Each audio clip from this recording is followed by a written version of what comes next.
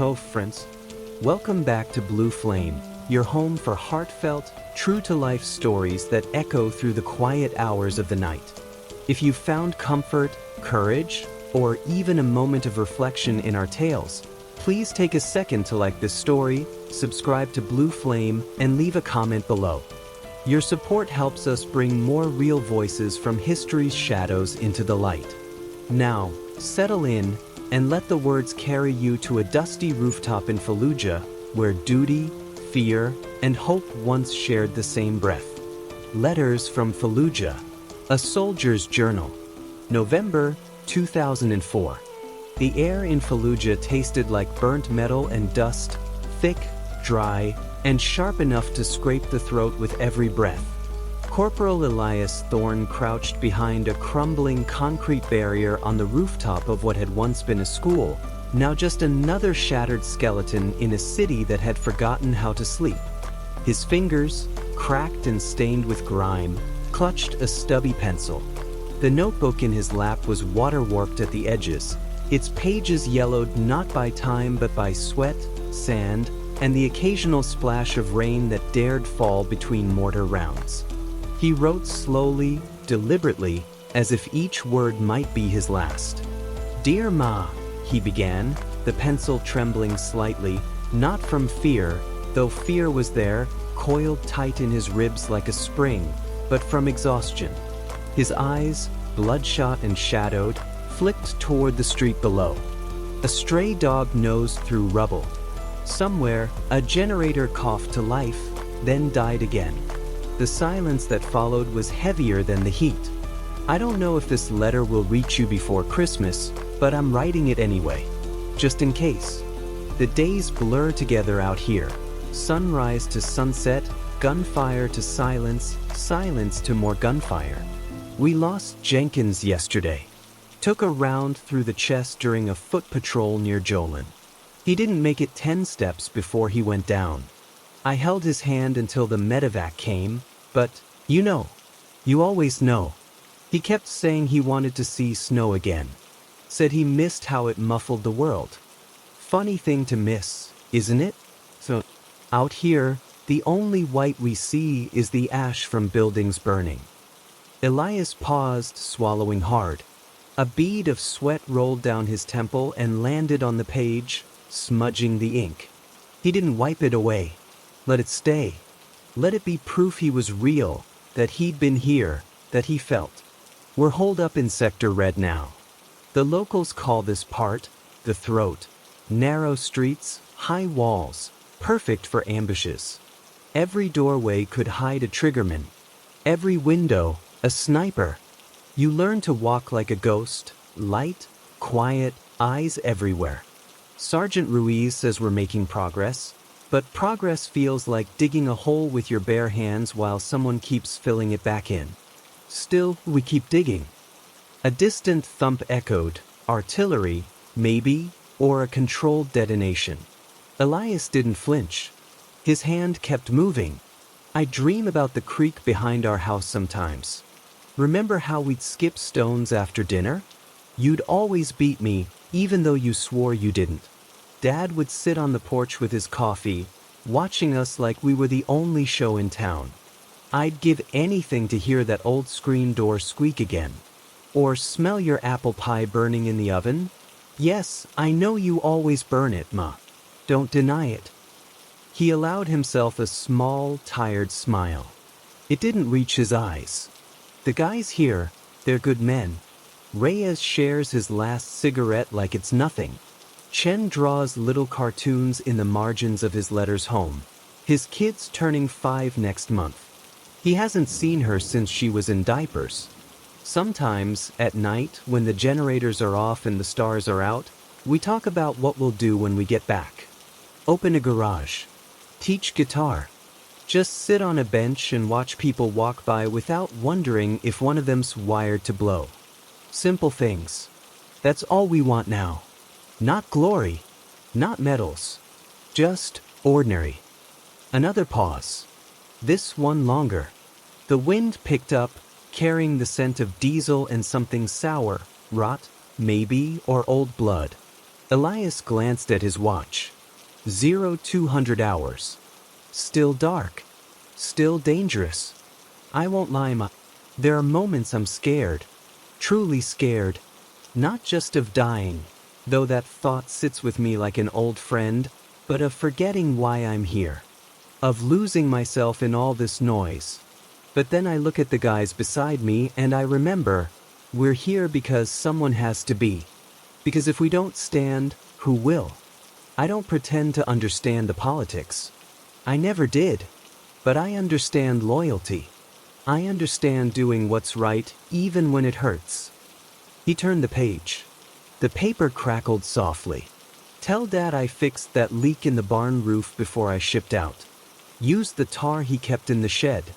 And tell Lily, tell her I still have the bracelet she made me in 3rd grade. The one with the blue beads. It's tucked in my helmet liner. Feels like a piece of home, right against my skin.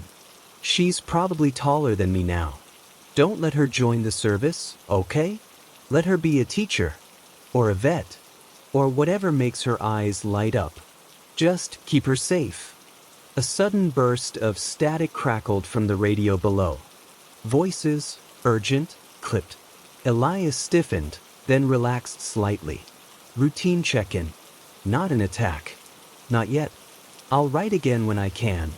Maybe by then, the fighting will be eased. Maybe the kids will be back in school. Maybe we'll all get to go home. Until then, keep the porch light on. I'll find my way back to it. I promise. He signed it simply, Your son, Elias. Then he closed the notebook, tucked it into his flak jacket, and stood. The eastern sky was just beginning to pale, a bruised purple giving way to gray. Dawn in Fallujah wasn't beautiful. It was just another hour to survive. Downstairs, boots scuffed concrete. A voice called his name. Thorn. You coming? Yeah, he called back, voice rough but steady. Be right there. He took one last look at the horizon, where the first sliver of sun bled through the smoke, and whispered, I'm still here, Ma. And then he walked back into the war. December 2004. The cold came late that year, sneaking in on a wind that smelled of distant rivers and frost-bitten earth. Elias hadn't expected winter in Iraq to bite so deep, but there it was, a damp, clinging chill that seeped through layers of fatigues and settled into bone. He sat on the same rooftop, though the school below now bore fresh scars, new craters from last week's firefight, fresh bloodstains scrubbed only by rain and time. His hands were wrapped in thin gloves, fingers still stiff as he wrote. The pencil had been whittled down to a nub, but he refused to throw it away. It had written every letter since Ramadi. It felt like a lifeline. Dear Ma, he began again, voice low even though no one was near enough to hear. It's been 3 weeks since I last wrote. Not because I forgot, never that, but because the days have been loud. Too loud for words sometimes.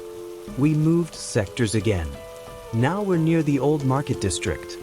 The buildings lean into each other like tired old men sharing secrets. Some still have signs in Arabic, faded but proud. One shop used to sell spices. I can almost smell cumin and cardamom when the wind shifts just right. Strange, isn't it? How memory works. One moment you're knee-deep in rubble, the next you're back in Mrs. Callahan's kitchen, watching her grind cinnamon for her famous snickerdoodles. He paused, rubbing his temples. Sleep had been scarce. Patrols ran longer now. Intel said insurgents were regrouping. Every alley felt like a trap waiting to spring. Reyes got hit 2 nights ago. Shrapnel in his leg. Not life-threatening, but bad enough to send him stateside. Before the medevac lifted off, he pressed a pack of gum into my hand, spearmint, his favorite, and said, Tell my abuela I'm eating right. You'd like him.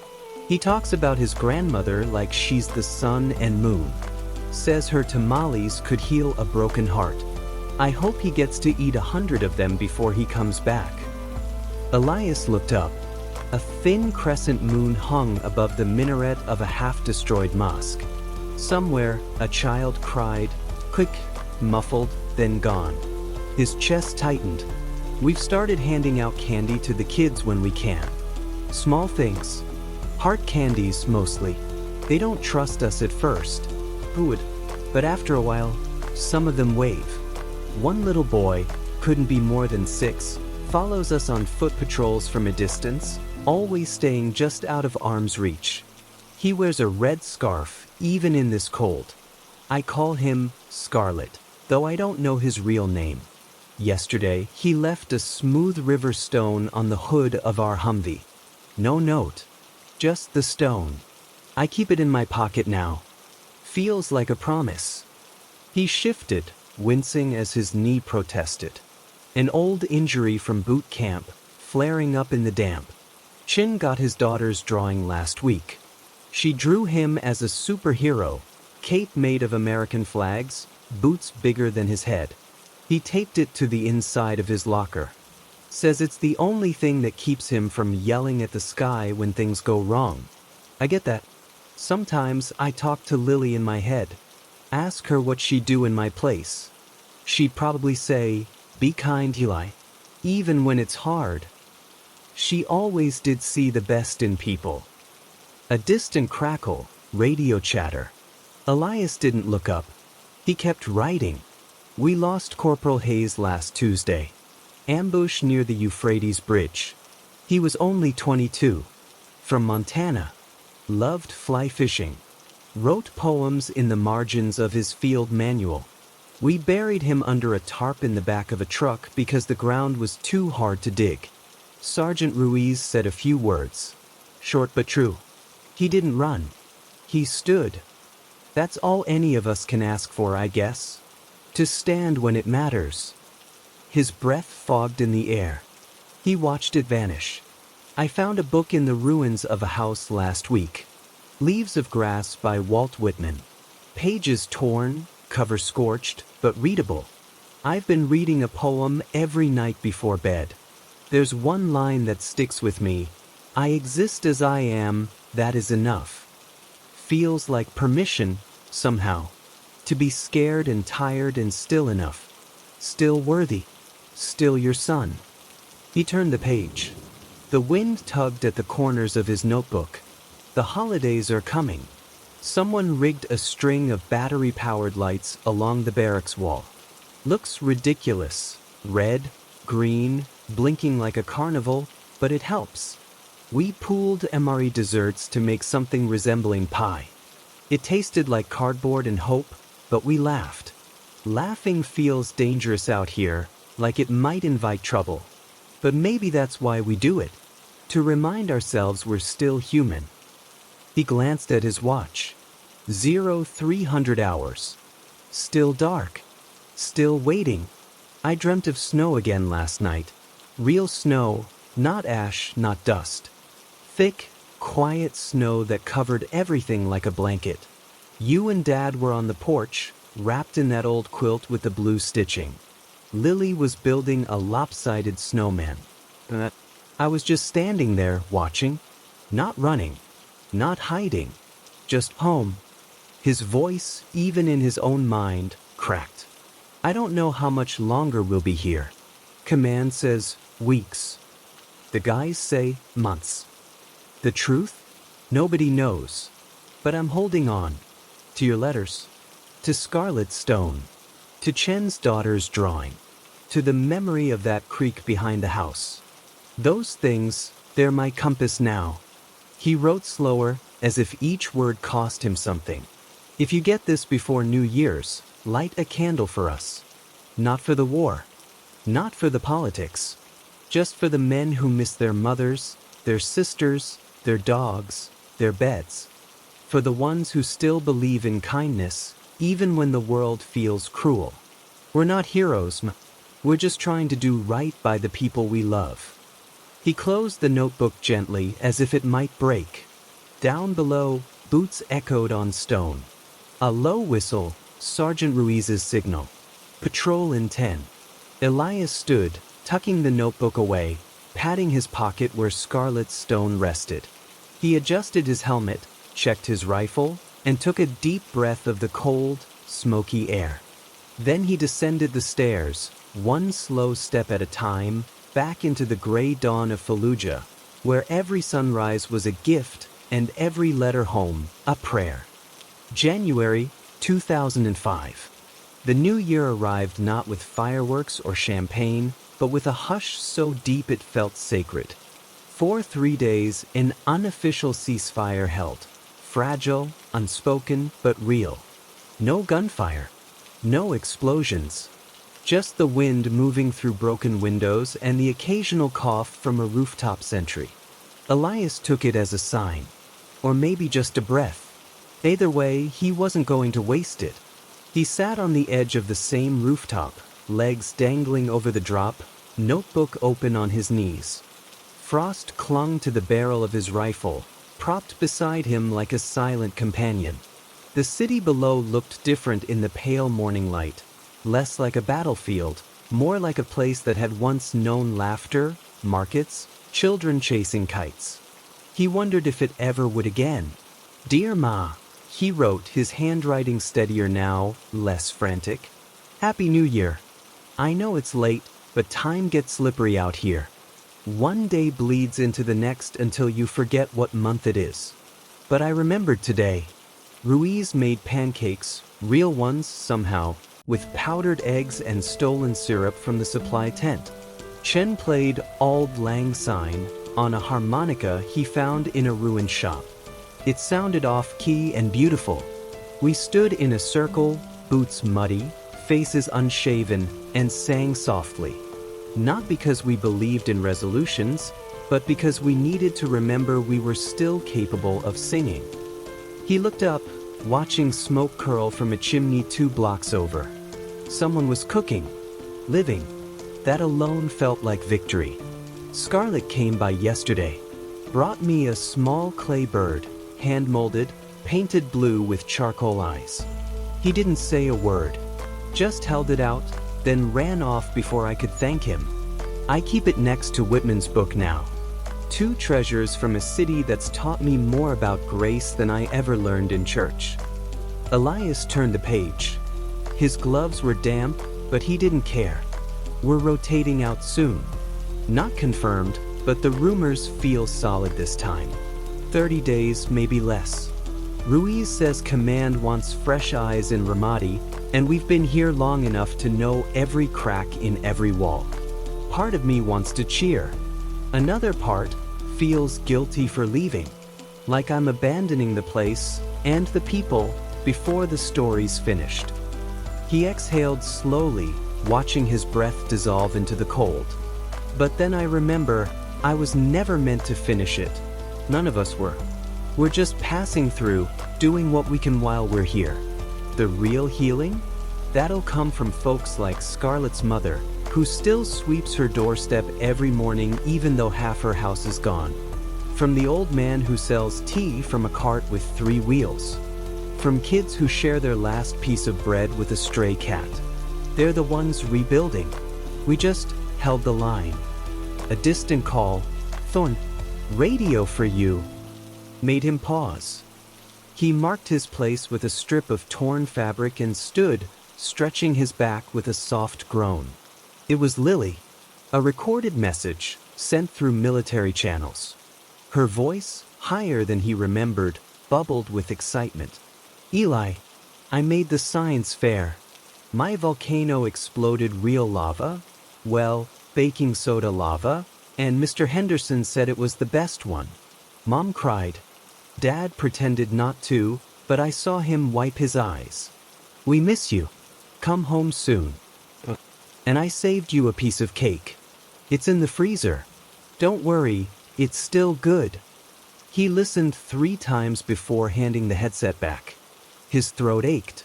Back on the roof, he wrote with renewed tenderness. "You froze the cake, didn't you, Ma? Don't lie. I can hear it in her voice. Tell her I'll eat every crumb, even if it tastes like ice and thyme. And tell Dad, tell him I finally understand why he never talked about Korea. Some things are too heavy to carry out loud. You just live them. Quietly. Honestly. That's enough. The sun climbed higher, casting long shadows over the rubble. Somewhere, a radio played static-laced country music, someone's attempt at normalcy. We buried a dog yesterday. Not military. Just a stray, ribs showing, one ear torn. He'd been following Patrol Delta for weeks, sleeping under their Humvee at night. Got caught in crossfire during a skirmish near the canal. Chin wrapped him in a poncho. We gave him a marker, a piece of wood with "friend" carved into it. Sounds silly, but out here, loyalty doesn't care about species. He stayed with us. That counts. Elias rubbed his eyes. The wind picked up, carrying the scent of wet earth and distant smoke. I've started writing letters for the guys who struggle with words. Private Malik can't spell to save his life, but he's got a heart the size of Texas. I helped him tell his sister about her graduation. Told her he's proud, even if he's not there to hug her. She's the first in their family to finish high school. That matters. All of it matters. The small things, the quiet acts, the letters sent into the void hoping someone on the other end is listening. He glanced at his watch. 1,000 hours. Still early. Still safe. I've been thinking a lot about forgiveness lately. Not just for the enemy, though that's hard enough, but for myself. For the things I've seen. For the orders I've followed. For the moments I froze instead of moved. Whitman says, I am large, I contain multitudes. Maybe that means I can be scared and brave. Grieving and grateful. Lost and still walking forward. Maybe that's what being human is. A bird, real, not clay, landed on the ledge beside him. Brown feathers, sharp eyes. It tilted its head, then flew off toward the river. I'll be home before spring, God willing. I'll sit on that porch with you and Dad. I'll eat that freezer-burned cake. I'll skip stones with Lily until my arm gives out. And I'll listen, really listen, to the silence between words, because I've learned how precious quiet can be. He closed the notebook, but didn't tuck it away yet. One last thing. Don't wait up for me. Go to bed. Sleep deep. I'll find my way. Always do. And when I walk through that door, I'll smell your apple pie, even if it's burning, and I'll know I'm exactly where I belong. Downstairs, boots clattered. Laughter rose. Reyes was back on comms, his voice crackling with familiar warmth. Thorn, you writing another novel up there, or are we moving out? Elias smiled. Coming. He stood, slung his rifle, and took one last look at Fallujah, not as a war zone, but as a place where people still planted seeds in cracked soil, still whispered lullabies in the dark, still offered clay birds to strangers. Then he walked down the stairs, not as a soldier heading into battle, but as a son heading home. February 2005. The air had softened, not warm, not yet, but no longer sharp enough to cut. Elias stood at the edge of the tarmac, duffel bag slung over one shoulder, helmet tucked under his arm like an old hat. Behind him, the base buzzed with the quiet urgency of departure. Engines idling, radios murmuring, boots scuffing concrete. Ahead, the C-130 waited, its ramp lowered like an open hand. He wasn't supposed to feel this heavy leaving. He'd dreamed of this moment for months, of stepping onto that plane, of closing the door on dust and dread. But now that it was here, his chest ached like he was leaving part of himself behind. Before boarding, he turned and walked back toward the old schoolhouse one last time. The rooftop where he'd written every letter was empty now, swept clean by wind and time. He reached into his pocket and pulled out Scarlett's claybird. For a long moment, he held it in his palm, feeling its rough edges, its quiet weight. Then he placed it gently on the windowsill of what had once been a classroom, facing east toward the sunrise. Take care of this place, he whispered, though no one was there to hear. Back at the tarmac, Chen clapped him on the shoulder. "You good, Thorn?" Elias nodded. "Yeah, just saying goodbye." Chen understood. He didn't say more, just handed him a folded piece of paper. "For your sister. My daughter drew it. Said every hero needs a welcome home sign." Elias unfolded it. Bright crayon letters spelled, "Welcome I." Above a lopsided house, 2 stick figures waving, and a dog with 3 legs and a huge smile. He tucked it carefully into his breast pocket, right over his heart. The flight home was long and loud, filled with the drone of engines and the occasional snore from exhausted Marines. Elias didn't sleep. He stared out the small window at clouds that looked nothing like the smoke back in Fallujah. Softer, cleaner, untainted by memory. He thought about the letters he'd written, the ones he'd never sent, the ones he'd burned when the words felt too raw. He thought about Jenkins, Hayes, the stray dog with the torn ear. He thought about Scarlet, still running through alleys with his red scarf flapping like a flag of hope. And he thought about home. When the wheels touched down at Camp Pendleton, the California sun felt strange on his skin, golden, gentle, almost apologetic. He blinked against it, disoriented. Civilians walked past with coffee cups and cell phones, laughing about nothing. Normal life. It felt like another planet. His parents were waiting at the gate. Not waving, not shouting, just standing there, eyes wide, hands clasped like they were afraid he might vanish if they moved too fast. Lily stood between them, taller than he remembered, her hair longer, her smile cautious. She held a sign that read, "Eli's home," in glitter glue.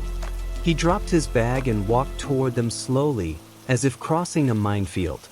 Then his mother broke first, rushing forward, arms open, tears already falling. She held him so tight he could feel her heartbeat against his ribs. His father followed, gripping his shoulder with a hand that trembled just slightly. And Lily? She stood back for a moment, studying him like she wasn't sure he was real. Then she ran. She buried her face in his chest and whispered, "You smell like smoke." He laughed. A real laugh, rusty but true. "Yeah, but I brought you something." He reached into his pocket and pulled out the smooth river stone Scarlet had left on the Humvee. "This is from a friend. He says hello." She held it like it was glass. "Is he okay?" "I don't know," Elias admitted softly. "But he's brave.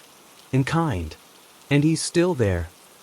She nodded as if that was enough.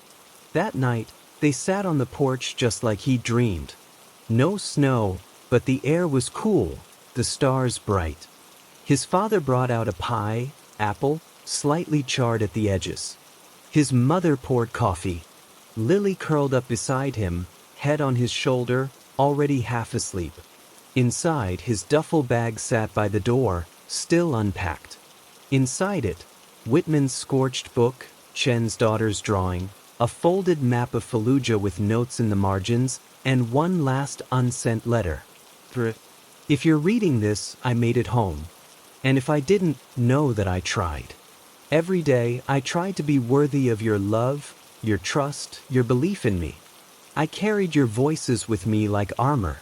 And in the quietest moments, when fear threatened to swallow me whole, I imagined your hands on my shoulders, pulling me back to who I am. Not a soldier, not a hero, just your son, just Eli. And that was always enough." He never mailed it. He kept it in his nightstand, beneath a framed photo of the 4 of them taken the summer before he left, sunburned, grinning, blissfully unaware of what lay ahead. Weeks passed. He slept through the night, mostly. Jumped at car backfires. Avoided crowded places. But he also walked the creek behind the house. Fixed the barn roof properly this time. Taught Lily how to skip stones, though she still beat him. And every Sunday, without fail, he sat on the porch with his parents, watching the world move on as if nothing had changed. But everything had. One evening, as the sun dipped below the trees, his mother handed him a box. "Came for you. Military post." Inside was a small, oil-stained envelope with no return address. Just his name, written in careful, looping Arabic script. His breath caught. He opened it slowly. A single sheet of paper.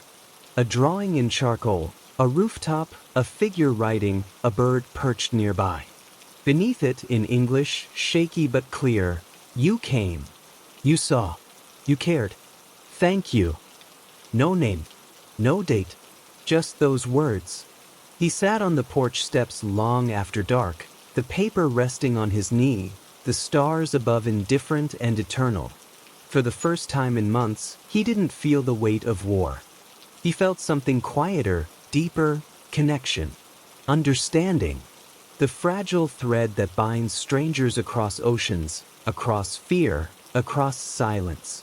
He wrote one more letter that night. Not to his mother. Not to command. Just to the sky. "Dear Fallujah," he began, "I remember your streets, your scars, your stubborn, beautiful heart. I carry you with me, not as a wound, but as a witness to what breaks us and what rebuilds us. One stone, one letter, one act of kindness at a time." He didn't send it.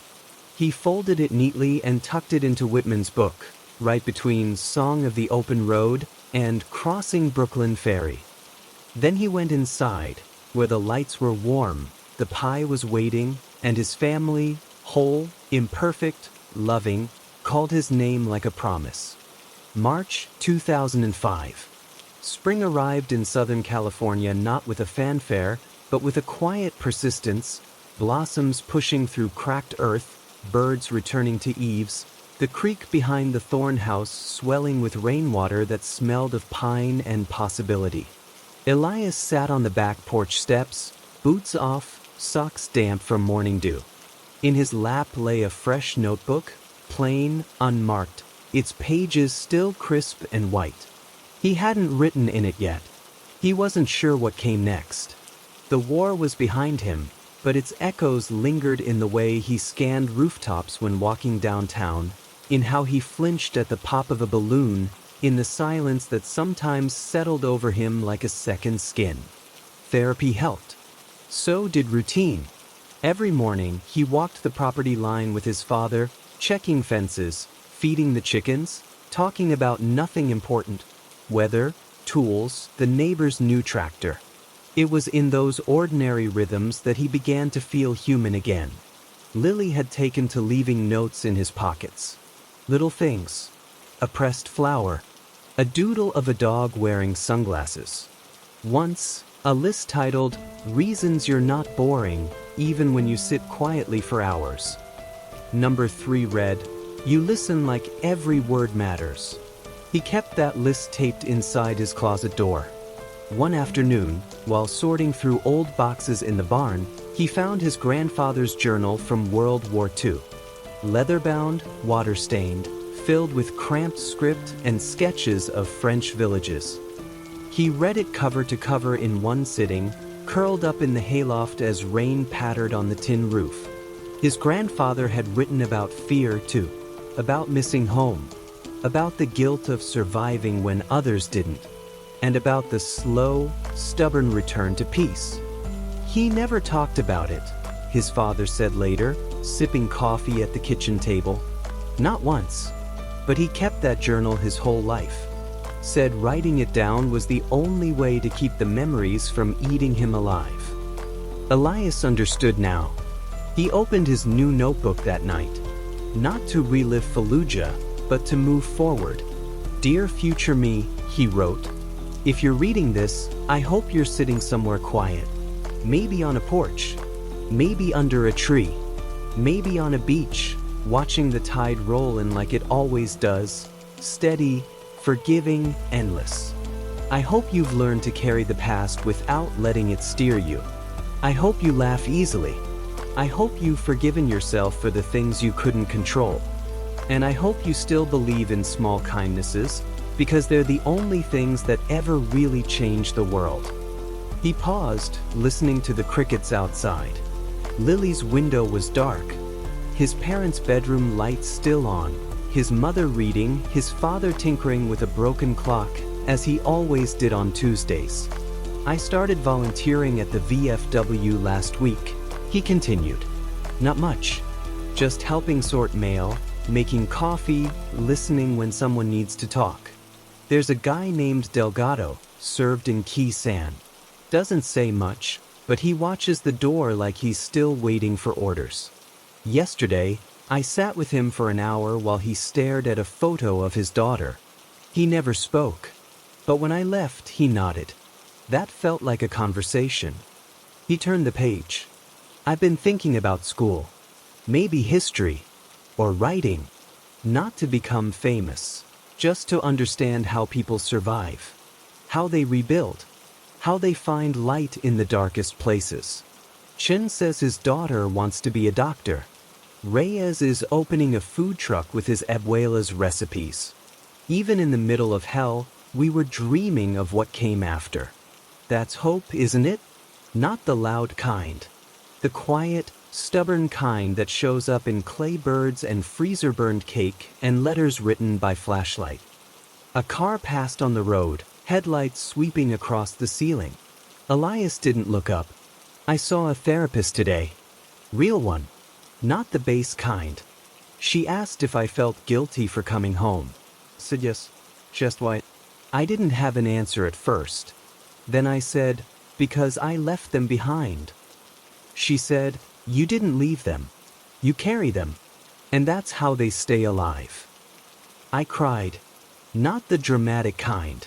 Just quiet tears into my coffee. She didn't say anything. Just handed me a tissue. That helped more than any advice. He closed the notebook, not because he was done, but because some thoughts needed time to settle. The next morning, he drove into town and bought art supplies.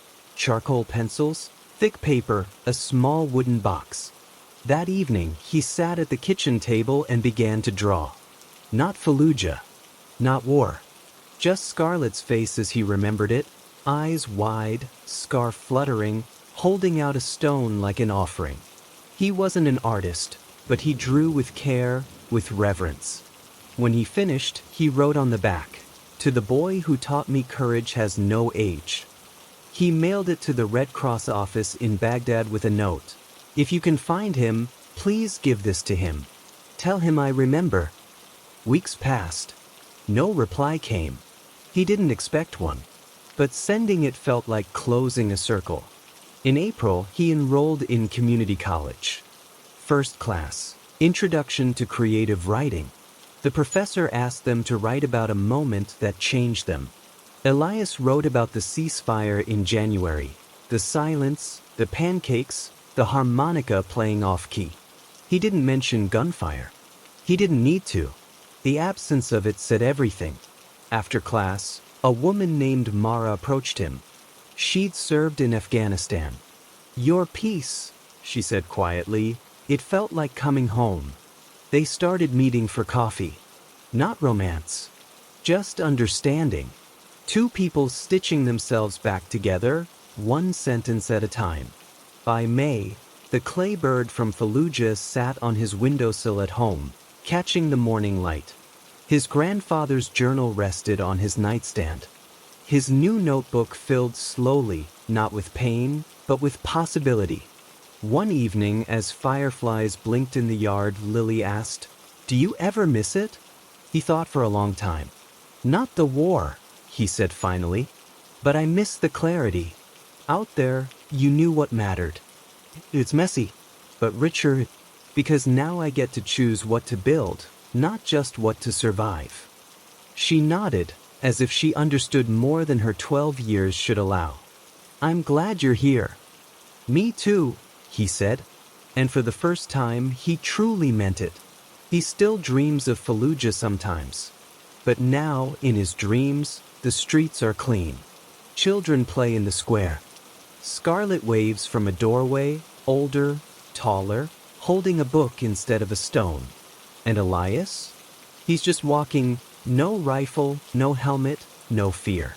Just a man returning to a place that shaped him, to say thank you and goodbye. Life doesn't end with war. It begins again, tentatively, tenderly, one ordinary day at a time. And in that ordinary, Elias found his peace. June 2005. The days stretched long and golden, heavy with the scent of cut grass and blooming jasmine. Elias sat beneath the old oak in the backyard, legs crossed, a stack of graded papers beside him. He hadn't planned on tutoring so soon, but when the local high school's history teacher heard he'd enrolled in college, she asked if he'd help a few students struggling with their summer assignments. He said yes before he even thought it through. Now, twice a week, 3 teenagers, 2 boys and a girl named Priya, sat with him under the shade of the tree, wrestling with essays about the Civil War and the meaning of citizenship. Priya was the quietest of the 3, but the sharpest. One afternoon, after the others had left, she lingered. "You were in Iraq, right?" she asked, not looking up from her notebook. Elias nodded. "For a while." She hesitated, then said, "My uncle was there too. He doesn't talk about it, but sometimes he just stops. Like he's somewhere else." She finally met his eyes. "Do you ever feel like that?" He didn't answer right away. Instead, he picked up a fallen leaf and traced its veins with his thumb. "Yeah," he said softly, "but talking helps. Even a little. You don't have to understand it all. Just not be alone in it." She nodded, tucked her hair behind her ear, and whispered, "Thank you." That evening, he wrote in his journal again, not for the past, but for the future. "Today, I realized something," he penned. "Healing isn't just about fixing yourself. It's about becoming someone others can lean on. Not because you have all the answers, but because you've been in the dark and found a way out, even if it was just one step at a time." Priya reminded me that my story isn't mine alone anymore. It belongs to anyone who needs to know they're not broken for feeling lost. He closed the book and walked to the creek. The water ran clear and cool over smooth stones. He sat on the bank and watched dragonflies dart above the surface. For the first time in months, he felt not just calm, but useful. In July, he received a letter, not from Fallujah, but from Chen. Inside was a photo, Chen holding his daughter on his shoulders, both of them grinning in front of a small house with a red door. On the back, Chen had written, "Home. Finally. She asked about you. I told her you're writing the world back together, one word at a time." She said, "Tell Eli I saved him a seat at my birthday party. You're invited. Always." Elias smiled and pinned the photo to his bulletin board, right next to Scarlett's drawing and his grandfather's dog tags. That same week, he visited the VFW again. Delgado was there, sitting alone as usual. This time, Elias didn't just pour coffee. He sat down. "My grandfather served in the Pacific," he said. He never talked about it either, but he kept a journal.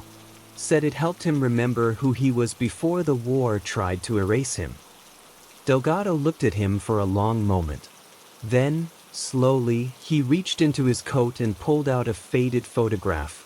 Himself, younger, arm around a woman with kind eyes. "My Rosa," he said, voice rough. "Gone 20 years now. But I still talk to her every morning." They sat in silence for a while. But it wasn't empty silence. It was the kind that says, "I see you." By August, Elias had started writing short pieces for the local paper, essays on community, memory, the quiet courage of everyday people. His first piece, titled "The Weight of a Stone," told the story of Scarlett and the River Rock. He didn't use real names. Didn't need to. Readers wrote in, saying it reminded them of their sons, their brothers, their students. One woman said it helped her understand her nephew, who'd returned from Afghanistan silent and distant. Elias wrote back to every letter. He also began attending a writing group at the library. Mara came too. They'd sit side by side, reading drafts, offering gentle critiques. Sometimes, after, they'd walk to the diner and talk about everything except war, books, bad movies, the way rain smelled on hot pavement. It felt like building a new language, one that didn't require translation. One evening in early September, Lily came into his room holding a shoebox. "I found these in the attic," she said. "They're yours, right?" Inside were his old letters, the ones he'd written in Fallujah but never mailed, tucked away in a waterproof pouch. He'd forgotten they were there. That night, he read them again. The fear, the grief, the fragile hope. He didn't cringe. He didn't look away. He just read, as one might read a letter from an old friend who'd been through hell and come out the other side. The next morning, he asked his mother if she'd mind if he shared one of them at the town's annual Veterans Day gathering in November. She hugged him tight and said, "Only if you promise to come home right after." He agreed. As autumn deepened, the oak tree shed its leaves one by one. Elias raked them into piles with his father, the rhythm familiar and soothing. One Saturday, while working in the garden, he found a smooth, flat stone, almost identical to the one Scarlett had given him. He washed it, dried it, and placed it on his windowsill beside the clay bird. Some connections, he realized, weren't bound by distance or time. They lived in gestures, in memory, in the quiet understanding that we are never truly alone. In October, he received an email from the Red Cross office in Baghdad. No details, just a line. "Your message was delivered." The recipient sends his gratitude. No name, no photo, but Elias knew. He stood in the kitchen, reading it over and over, tears welling not from sadness, but from the simple, staggering truth that kindness can cross deserts, borders, and years. He wrote one more entry that night. "I used to think coming home meant leaving the war behind," he wrote. "But now I know. Coming home means bringing the lessons with you. The loss, the love, the stubborn belief that even in broken places, people plant seeds. That even in silence, someone is listening. I'm not the same man who left. And that's okay. Maybe that's the point. To be changed. To grow. To carry the light you found in the dark and share it however you can." He closed the notebook and stepped outside. The moon hung full and silver above the fields. Somewhere, an owl called. The world was vast and wounded and beautiful, and Elias Thorne was finally ready to live in it, not as a soldier, not as a ghost, but as a witness, a teacher, a brother, a son. And that, he thought, looking up at the stars, was more than enough. November 2005. The air turned crisp, carrying the scent of wood smoke and fallen leaves. Veterans Day approached, and with it, the town's annual gathering at the community center, a modest affair with folding chairs, coffee in styrofoam cups, and a flag that had flown over the base in San Diego. Elias had agreed to speak. Not as a hero, he'd told the organizers, but as someone who'd been there and come back changed. He spent weeks drafting his words, rewriting them, tearing them up, starting again. He didn't want to glorify war. He didn't want to dwell in trauma. He wanted to speak about what happened after, the slow return, the quiet acts of repair, the way ordinary life could feel like grace after months of chaos. The night before, he sat on the porch with his father, wrapped in the same quilt his grandmother had stitched decades ago. "You nervous?" his dad asked, sipping tea from a chipped mug. "A little," Elias admitted. "What if I say the wrong thing?" His father was quiet for a long moment. Then he said, "There's no wrong thing when you speak from the heart. People don't need perfect words. They need true ones." Elias nodded. The stars above were sharp and clear. The next morning, he wore his dress blues, not because he wanted to impress, but because it felt like honoring the men and women who hadn't made it home. He tucked Scarlet Stone into his pocket, along with Lily's glitter glue welcome sign, now slightly crumpled but still bright. The community center filled slowly. Veterans from Korea, Vietnam, Desert Storm, Afghanistan. Families, teachers, teens in Letterman jackets who'd been assigned to attend for history class. Elias recognized a few faces. Delgado sat near the back, hands folded. Mara waved from the third row. His parents and Lily sat front and center, eyes shining with pride and something deeper, relief. When his name was called, he walked to the podium with steady steps. He didn't look at his notes. He just began. "I didn't join the Marines to be a writer," he said, voice calm, clear. "I joined because I believed in service. What I didn't know was that the hardest part wouldn't be the fighting, it would be coming back. Not because I didn't want to, but because I wasn't sure who I was anymore." He spoke of Fallujah, not the battles, but the moments between them. The boy with the red scarf, the stray dog who slept under a Humvee, the harmonica playing Auld Lang Syne under a winter sky. He spoke of guilt, of silence, of learning to trust quiet again. "And then," he said, "I realized that healing isn't a destination. It's a practice. It's showing up for your family, for your community, for the kid in history class who's scared her uncle will never be the same. It's writing a letter you're not sure will be read. It's planting flowers where rubble once stood." He paused, glancing at his parents. Home isn't just a place. It's the people who wait for you, who remember your laugh before the war tried to steal it, who keep your favorite pie in the freezer for a year, just in case. A few people wiped their eyes. Delgado gave a single, slow nod. "I'm not here to speak for all veterans," Elias continued. "Only for myself. And what I've learned is this: we don't need to be fixed. We need to be seen. Not as symbols of sacrifice or strength or sorrow, but as people. Flawed, trying, sometimes tired, but still here. Still choosing to plant seeds." He stepped down to silence at first, then applause, warm and steady, not thunderous, but real. Afterward, strangers shook his hand. A woman whispered, "My son's in Ramadi now. Thank you for giving me hope." A teenager asked if he'd read his essay for class. Elias said yes. That evening, back at the house, Lily handed him a small envelope. "From the school," she said. Inside was a note from Priya. "You made my uncle cry. In a good way. He talked tonight. About the sky in Kandahar. About how quiet it was before the helicopters came.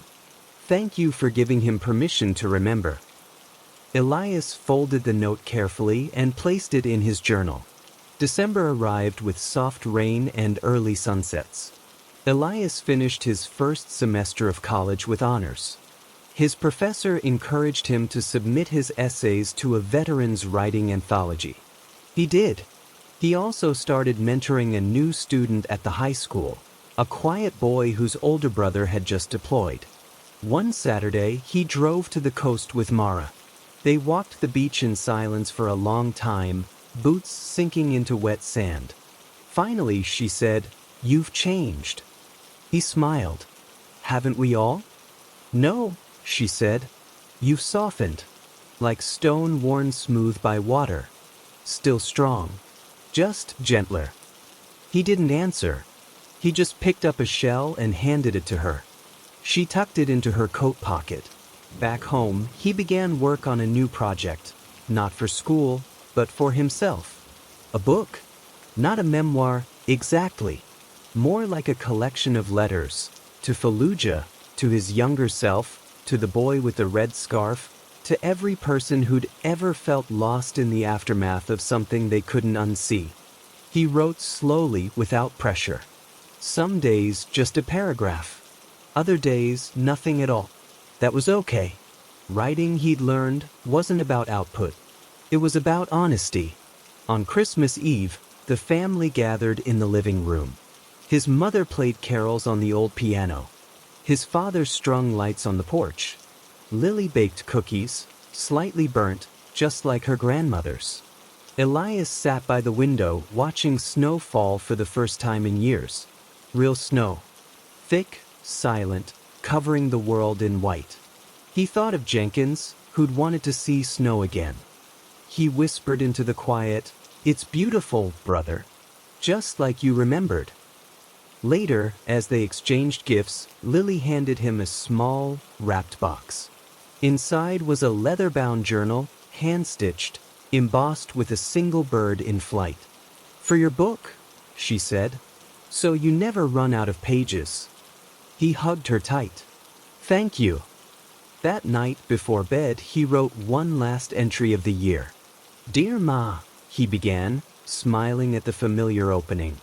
"This year I came home, not just to this house, but to myself. I still dream of Fallujah.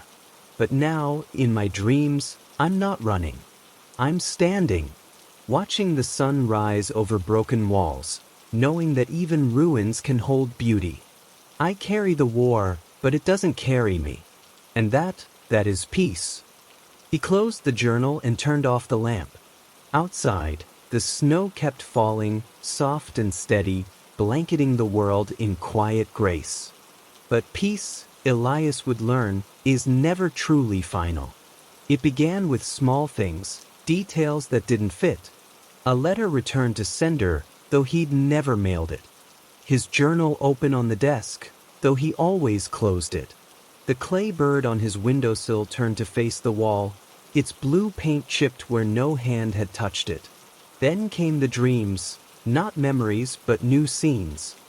Fallujah at night, streets empty but for a single figure in a red scarf, standing beneath a street lamp that shouldn't work. The boy never spoke. He just pointed to a doorway, a rooftop, a grave Elias didn't recognize. One morning in late January, he found mud on his boots. Not the damp earth of the creek behind the house, but fine, pale dust, the kind that clung to everything in Fallujah. He hadn't been outside in days. He told no one. Not his parents. Not Mara. Especially not Lily. Then, on a cold Tuesday, the phone rang. No one spoke, just static, then a whisper in Arabic too low to understand, but chillingly familiar. When he hung up, his hands wouldn't stop shaking. That night, he woke to the sound of scratching at his window. Not wind, not a branch. Fingernails. Slow, deliberate. He didn't move, didn't breathe. The scratching stopped. In the silence, he heard it, a child's voice, faint as smoke. "You left, but I followed." The next morning, Scarlett's river stone was gone from his nightstand. In its place lay a single bullet casing, rusted and cold. Elias packed his journal, his grandfather's dog tags, and the photo from Chin into a box and buried it deep in the woods behind the barn. He thought that would be enough. That distance, time, silence, these were the walls that kept the past at bay. But the past doesn't stay buried. A week later, Lily came home from school pale and trembling. "A man was waiting by the bus stop," she whispered. "He wore old fatigues. No insignia. Just stared at me. Then he said, 'Tell your brother the ceasefire is over.'" Elias's blood turned to ice. That evening, he stood on the porch, scanning the tree line.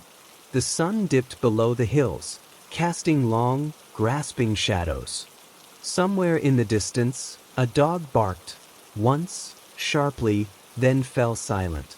Inside, the house was quiet. Too quiet. He stepped back through the door, calling Lily's name. No answer. He checked her room. Empty. Her bed neatly made.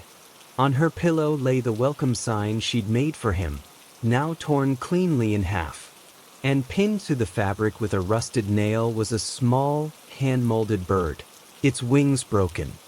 From the hallway, a floorboard creaked. Elias turned slowly. At the end of the hall, barely visible in the fading light, stood a figure, tall, thin, wrapped in a tattered red scarf. Not a boy anymore. Something else. Something that had crossed more than deserts to find him.